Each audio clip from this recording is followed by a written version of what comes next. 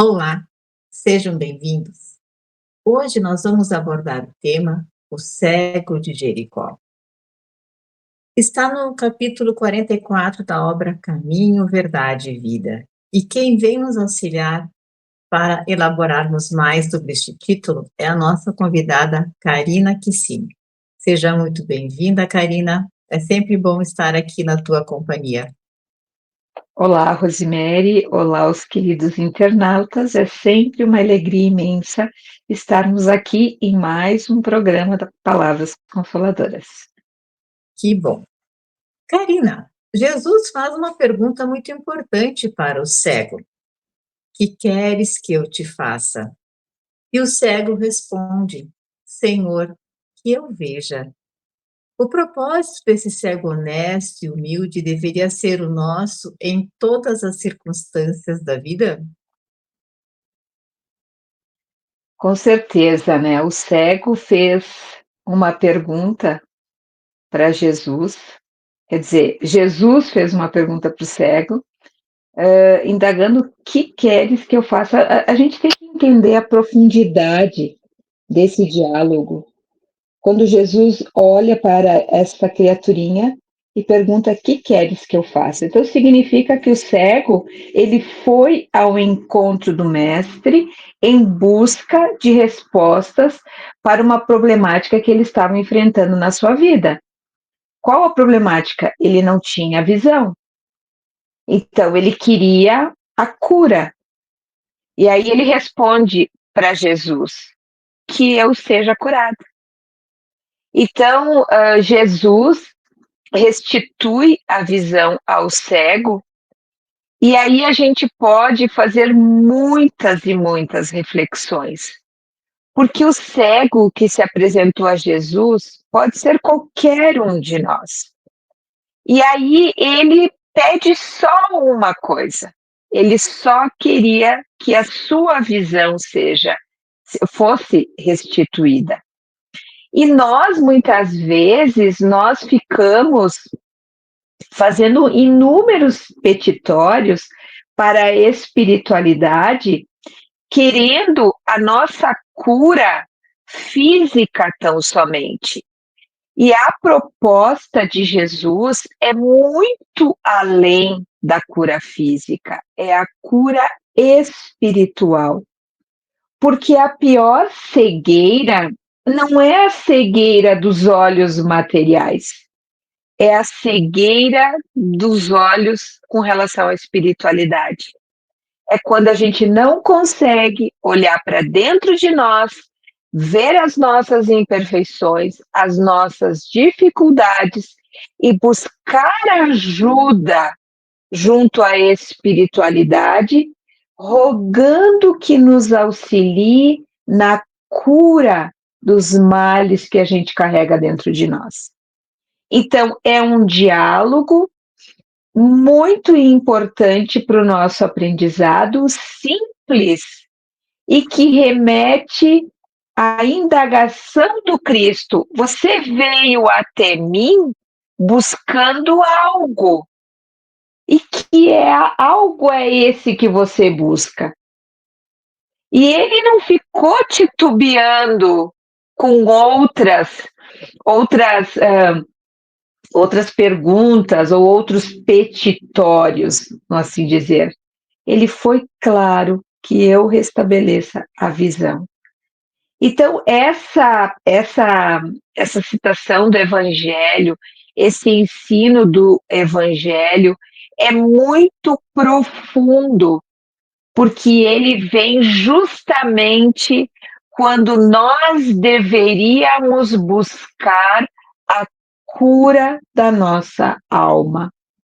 Então, no meio de tantas dificuldades que a gente enfrenta hoje em dia, o que a gente menos quer é olhar para dentro de nós e estabelecermos o que de fato a gente quer que modifique, que renove, que restitua a nossa visão espiritual. É um desafio para todos nós, né, Karina? Porque todos nós podemos receber ou então, estar na frente do Cristo, né? Nesse Cristo simbólico, vamos dizer assim, nós podemos a vida pode aparecer para nós de uma forma que nos leve a questionamentos, a desafios, e que aí nós vamos pensar: "E agora, o que eu faço?". E aí, essa é uma pergunta que a gente deveria se fazer. E se nós tivéssemos também a oportunidade de estar frente a frente com o Cristo, o que nós perguntaríamos para ele? Com certeza. A gente tem que olhar para dentro da gente e fazer esse questionamento todos os dias. O que me aflige? O que me perturba? O que me desagrada em mim, não nos outros? Porque a nossa cegueira espiritual é porque a gente não quer enxergar os nossos defeitos. É muito mais fácil a gente enxergar os defeitos dos outros do que os nossos. Então, constantemente, nós somos cegos, todos os dias. E a gente tem medo de enfrentar a nossa realidade enquanto espíritos. A gente prefere continuar na cegueira a enfrentar a nós mesmos. E se hoje Jesus chegasse na nossa frente, mas Jesus mesmo, será que nós teríamos a coragem de pedir a Ele a restituição da nossa visão? Então, como seria o nosso comportamento perante o Mestre? Ele, o cego, esteve frente a frente do Mestre, mas chegou um período em que ele olhou para dentro dele e disse: Eu quero isso. E não ficou fantasiando outras situações ou outros pedidos. Ele foi direto, porque era aquilo que o estava afligindo. E Jesus sempre trabalha até hoje, porque Jesus é o nosso modelo e guia, é o governador do planeta, é o espírito mais perfeito que esteve entre nós. Ele sempre nos coloca numa posição de movimento. Então, vá para frente, vá, siga em frente, melhore, não olhe para trás. Então, essa nossa visão muito limitada que nós temos, porque a gente ainda não consegue enxergar o verdadeiro propósito pelo qual nós estamos aqui na Terra.